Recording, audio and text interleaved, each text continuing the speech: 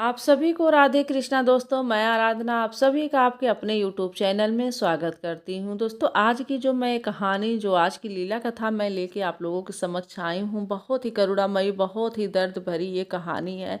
निश्चित रूप से जो कोई भी इस लीला कथा को पूरा सुनेगा और श्रवण करेगा, उसकी आंखों में आंसू आने ही आने हैं, क्योंकि बहुत ही दर्द भरी, बहुत ही करुणामयी ये कहानी है। तो दोस्तों, आप लोगों से एक छोटा सा निवेदन है कि कहानी शुरू करने से पहले मेरा कि आप लोग वीडियो को आधा अधूरा मत छोड़ के जाइएगा, नहीं तो पूरी कहानी आप लोगों को पता नहीं चलेगी। आप लोग पूरा वीडियो सुनिएगा और जो है वीडियो पसंद आए तो एक लाइक करके अपने फ्रेंड्स फैमिली में शेयर कर दीजिएगा। और चैनल को अभी तक सब्सक्राइब नहीं किए हैं या फिर पहली बार आए हैं तो चैनल को सब्सक्राइब करके बेल आइकन को प्रेस कर दीजिएगा, ताकि आप लोगों को लड्डू गोपाल से जुड़ी, श्री हरि विष्णु से जुड़ी जितनी भी धार्मिक कहानियाँ हैं, लड्डू गोपाल से जुड़ी सत्य लीला कथा है, आप लोगों को सुनने और जानने को हमारे इस चैनल पे मिलता रहे।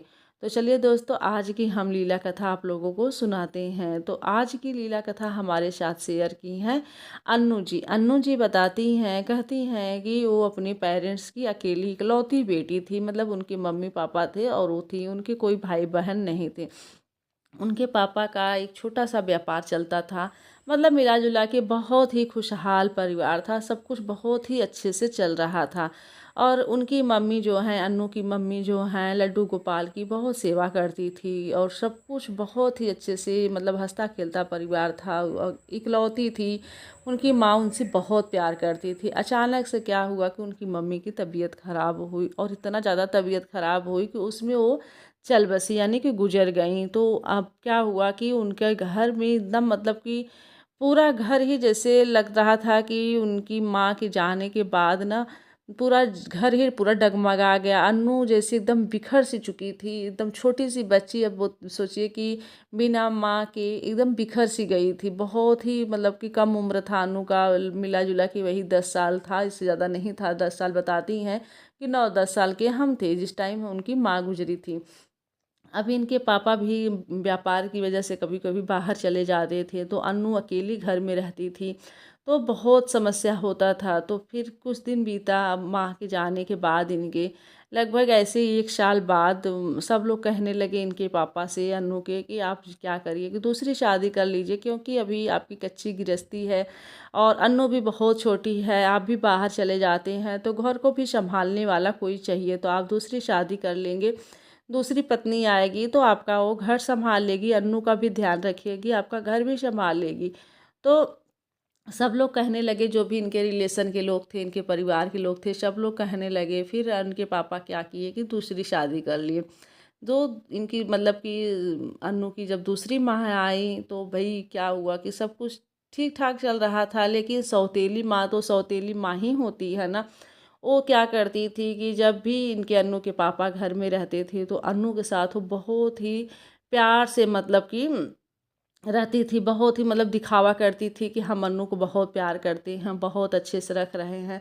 तो इनके पापा को भी संतुष्टि मिलती थी कि चलो भाई, कम से कम आई है दूसरी पत्नी हमारी तो अन्नू का ध्यान रख रही है। और जब इनके पापा जब चले जाते थे अपने काम से बाहर, या फिर भाई हमेशा तो कोई भी आदमी हो हमेशा घर में नहीं बैठा रहेगा ना, जब वो बाहर चले जाते थे तो अन्नू को बहुत डांटती थी, मारती भी थी और घर के सारे काम भी करवाती थी अन्नू से।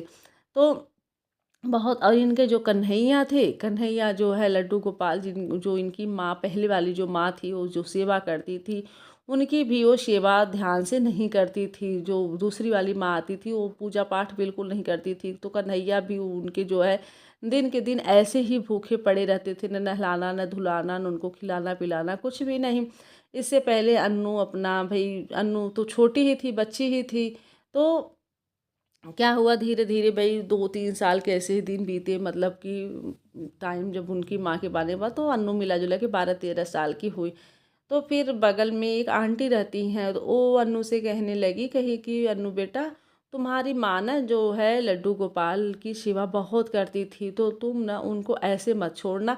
तुम जैसे, तुम्हारी माँ लड्डू गोपाल से बहुत आस्था से जुड़ी थी और उनका जो है लड्डू गोपाल से बहुत आस्था था, तो लड्डू गोपाल की सेवा तुम ही किया करो।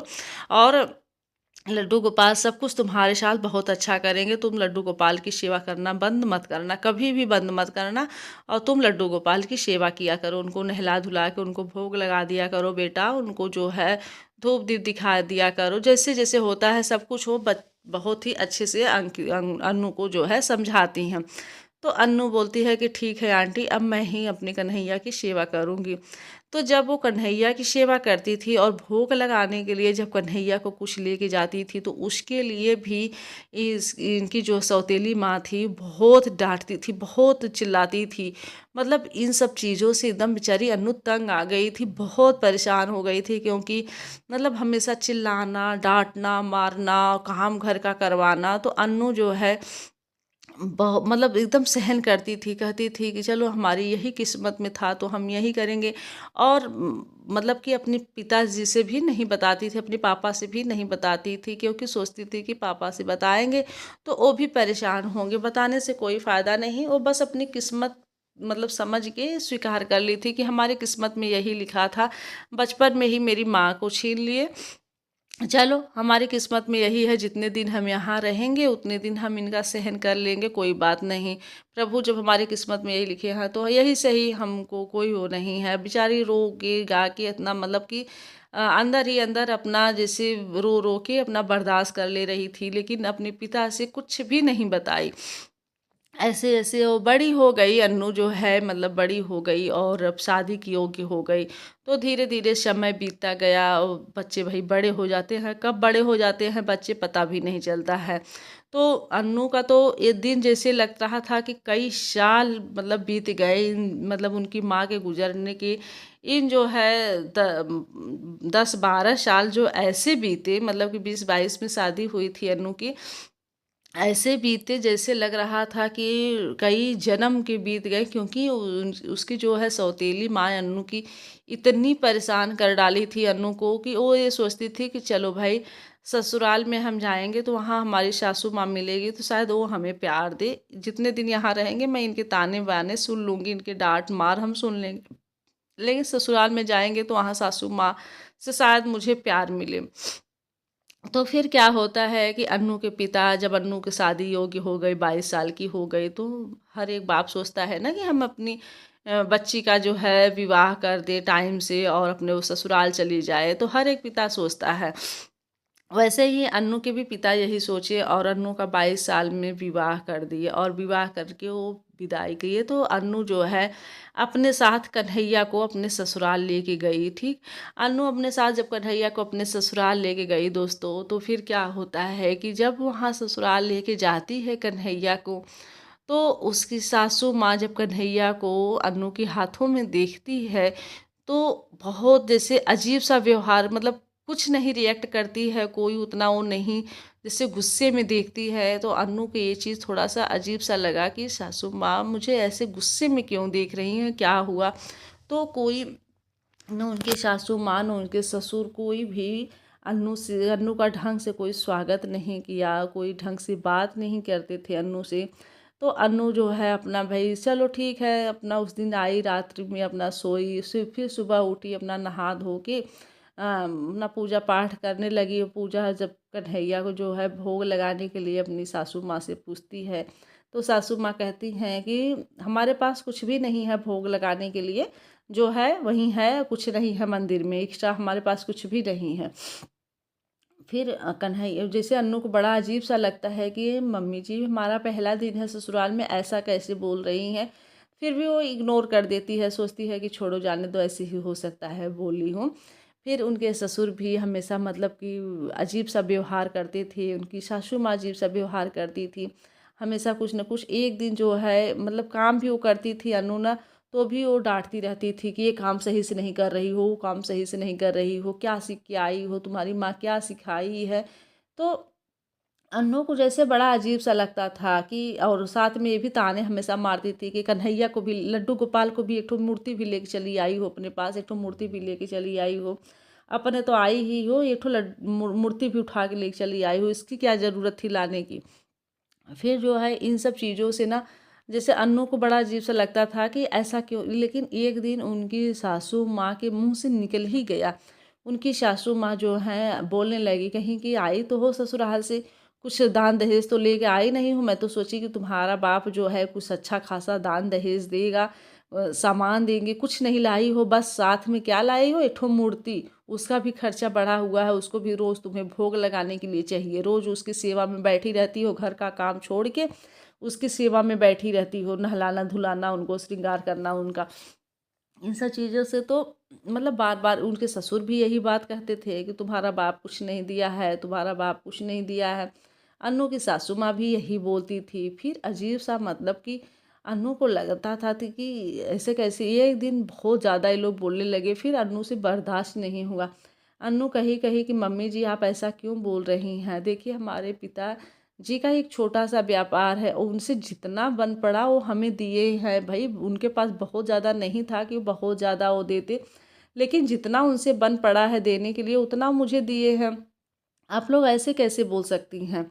मतलब फिर लेकिन ये था कि अन्नू के जो पिता थे उसके बाद भी अन्नू के सास ससुर बहुत बोले, बहुत लड़ाई किए, बहुत डांटे उसको कि जुबान लड़ा रही है, ये कर रही है, वो कर रही है, एक तो कुछ लाई नहीं है ऊपर से जुबान लड़ा रही है। तो फिर इसके जो है जब अपने हस्बैंड से बोलती थी अन्नू, तो अन्नू के हस्बैंड बहुत अच्छे थे, मतलब सब कुछ बहुत इनको बहुत प्यार देते थे और बस यही कह के टाल देते थे। जब भी वो कुछ बताती थी इनके मतलब कि अपने सास ससुर की बात अपने पति से, तो अन्नू की पति पति जो है यही कह के टाल देते थे कि देखो जाने दो, मम्मी की बातों का बुरा मत मानना, वो ऐसे बोल रही हैं। मम्मी पापा उन लोगों को बातों को इग्नोर कर दिया करो, तुम्हें जो करना है तुम कर दिया करो।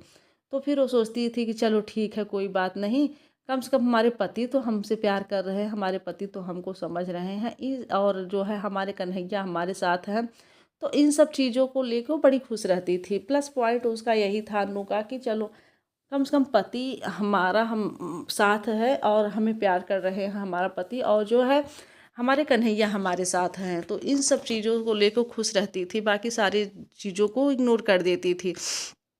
झूठे मतलब कि फिर क्या हुआ कि कुछ टाइम बाद इनकी जो सास ससुर थे अन्नू के, इनके पति से भी कहना शुरू कर दिए झूठ, मतलब कि पीठ पीछे बुराइयां अन्नू की करने लगे कि घर का कोई काम नहीं करती है, बैठ के दिन भर खाली पूजा करती है और वही लड्डू गोपाल की सेवा में लगी रहती है, घर का कोई काम नहीं करती है, घर का सारा काम हमें करना पड़ता है। तो फिर जो है अन्नू के पति जो है अन्नू को डांटने लगे कि तुम क्या कर रही हो, तुम्हारे रहते हुए मम्मी बताओ काम करती हैं, ये अच्छा लगता है क्या, तुम मम्मी से काम करवा रही हो, अपने बैठ के पूजा कर रही हो और मम्मी घर का सारा काम करती हैं। तब अन्नू कहती है कि आप क्या बोल रहे हैं, ऐसा कैसे आप बोल रहे हैं, सारा काम आपके सामने मैं करती हूँ, कि मतलब कि मैं सुबह उठती हूँ, जल्दी उठती हूँ, नहा धो के पहले घर की साफ़ सफाई करती हूँ, फिर नहाना धोना, फिर आप लोगों को नाश्ता कराने के बाद ही मैं कन्हैया की सेवा में जाती हूँ, कन्हैया को नहलाने धुलाने में जाती हूँ, घर के पूजा पाठ में मैं लगती हूँ, पहले घर का सारा काम निपटा लेती हूँ, आपका नाश्ता पानी आप लोगों का कराने के बाद ही मैं मंदिर के पास जाती हूँ और अपने कन्हैया की सेवा करती हूँ। उससे पहले तो मैं कन्हैया के पास भी नहीं जाती हूँ, फिर आप ऐसा कैसे बोल रहे हैं। तो फिर उस दिन शांत हो जाते हैं। लेकिन फिर क्या होता है कि बीच में अन्नू की जेठानी आ जाती है। जेठानी क्या था कि वो बाहर रहती थी। तो भाई होता है ना कि देवरानी जेठानी में 36 का आंकड़ा ज़्यादातर रहता है, कोई कोई रेयर केस में जेठानी देवरानी में प्रेम रहता है, लेकिन हमेशा कंपटीशन की भावना होती है। तो जब उनकी अन्नू की जब जेठानी बाहर से आई तो मतलब कि वो भी जो है उसके एक बच्चा था, जेठानी को एक लड़का था, और उन जेठ जो है अपना बाहर ही जॉब करते थे, तो अपना उनके परिवार आए बीच में। तो जब वो देखे कि सास ससुर जो है हमेशा अन्नू को बोलते थे, तो उसको भी प्लस पॉइंट मिल गया बोलने का।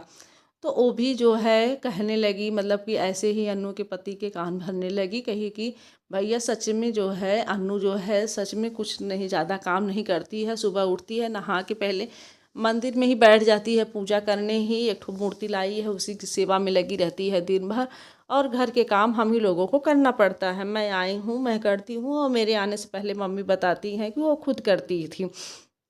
फिर तो भाई पति का और गुस्सा फूटा।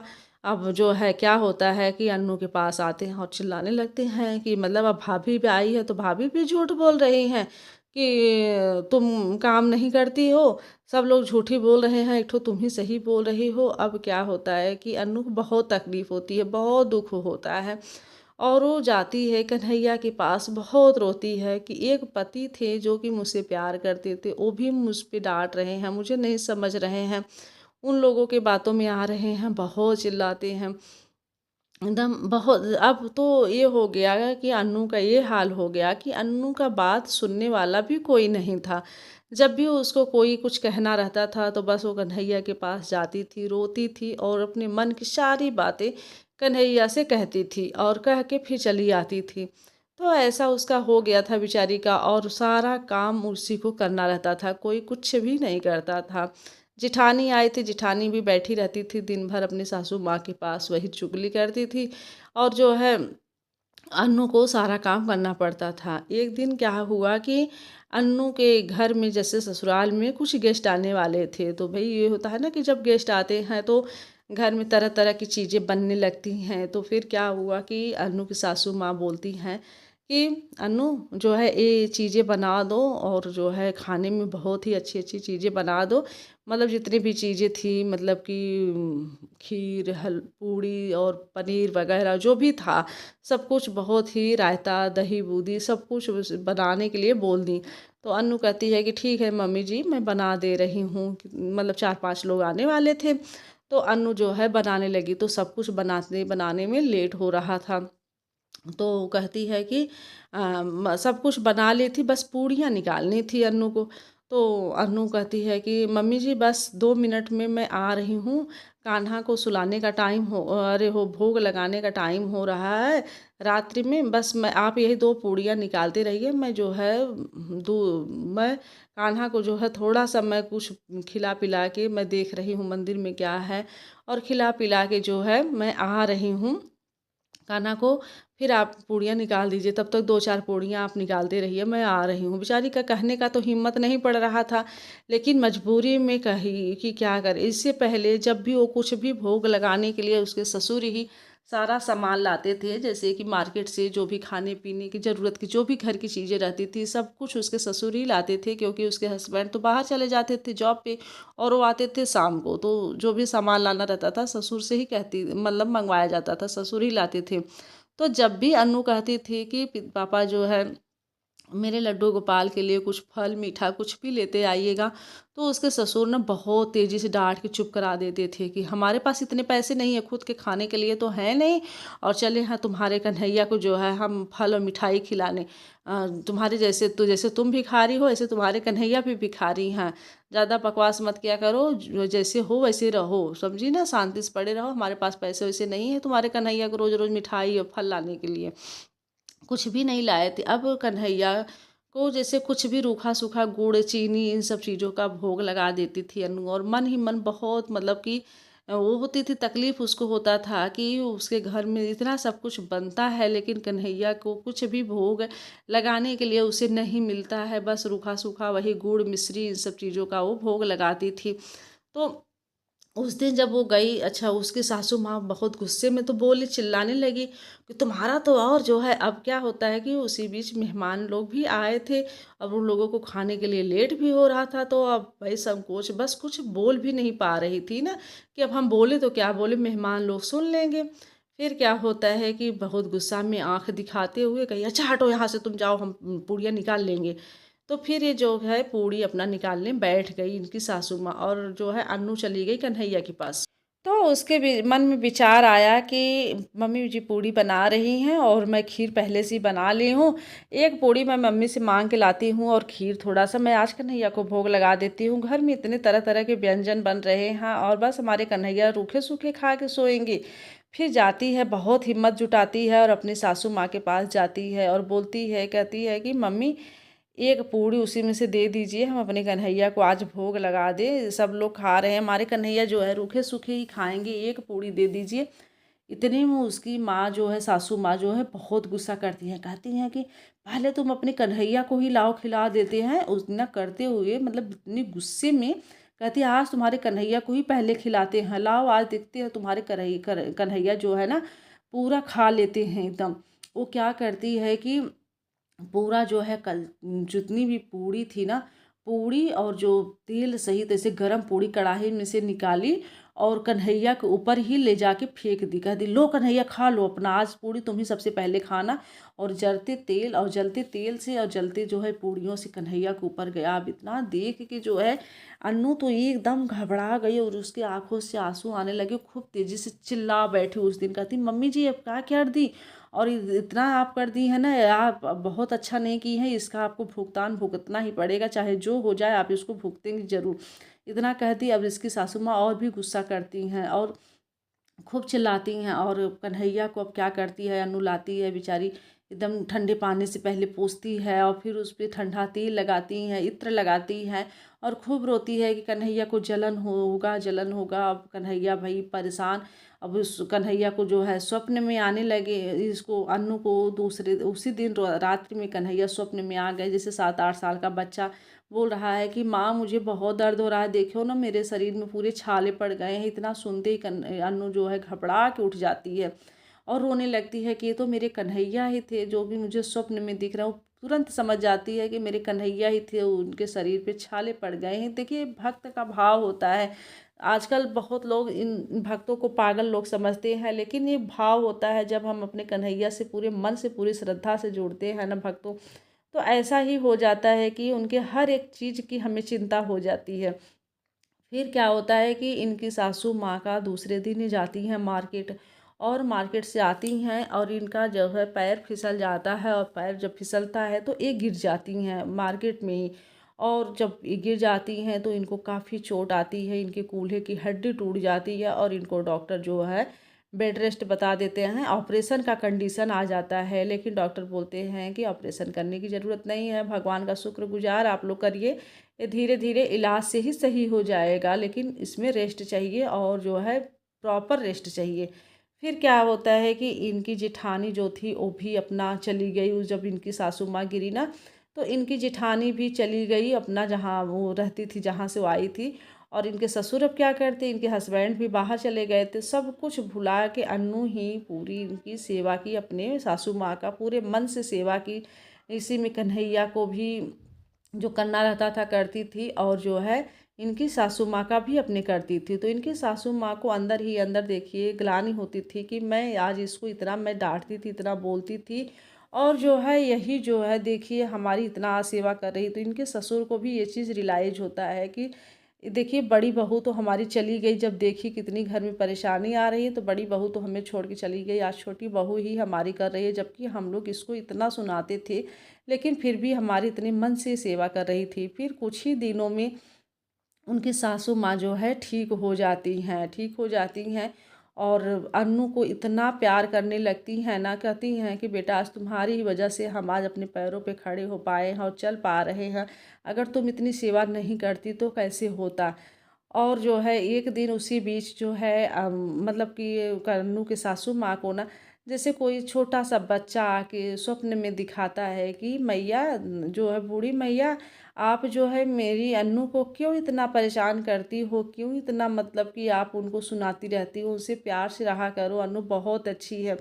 तो ये स्वप्न देख के ना उनकी और भी आंखें खुल जाती हैं, कहती हैं कि कोई कोई और नहीं, वो भी समझ जाती हैं कि ये अन्नू के कन्हैया ही हैं, जो अन्नू के लिए आके मुझे इतना स्वप्न में सुना के गए हैं। उस दिन से क्या होता है कि अन्नू के सास ससुर अन्नू से इतना प्यार करने लगे, एक बेटी की तरह अन्नू को रखने लगे, और साथ ही साथ कन्हैया को भी मतलब अपना लिए। कन्हैया की भी वो लोग खूब सेवा करते हैं, और आज के टाइम में उनका घर परिवार सुख समृद्धि से भर गया, और अन्नू का भी गोद भर गया। अन्नू को भी एक सुंदर सा पुत्र प्राप्ति हुआ, एक बालक पैदा हुआ अन्नू को।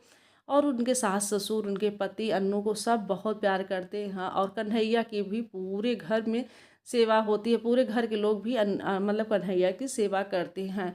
तो दोस्तों देखिए हमारे कन्हैया जो हैं बहुत कृपालु हैं, बहुत दयालु हैं। देखिए जो पूर्व जन्म का प्रारब्ध है उसे तो हमें भुगतना ही पड़ेगा, लेकिन हम अपने कन्हैया की जो भी भक्त सेवा करते हैं ना, एक न एक दिन वो जितने भी पाप रहते हैं पूर्व जन्म के सब कष्ट मतलब कट जाते हैं, और कन्हैया की कृपा अपने भक्त पे जरूर बन जाती है। तो कन्हैया की सेवा में इतनी शक्ति है, इतनी शक्ति है जिसकी कोई सीमा ही नहीं है। कन्हैया की सेवा जो कोई भी सच्चे मन से सच्चे भाव से करता है ना, उसके सारे पाप नष्ट हो जाते हैं और उसके घर में सुख समृद्धि प्रदान होती है, खुशियाँ आती हैं, वैभव आता है, माँ लक्ष्मी की कृपा बनती है। तो दोस्तों ये थी आज की हमारी ये लीला कथा। आप लोगों को कैसी लगी कमेंट में ज़रूर बताइएगा। अगर थोड़ी भी अच्छी लगी हो तो राधे कृष्णा ज़रूर लिख दीजिएगा। अपना प्यार भरा सपोर्ट दे के चैनल को ढेर सारा प्यार दीजिए और एक प्यारा सा कमेंट ज़रूर कर दीजिएगा। तो चलिए दोस्तों, मिलती हूँ नेक्स्ट वीडियो के साथ। तब तक के लिए राधे कृष्णा, हर हर महादेव।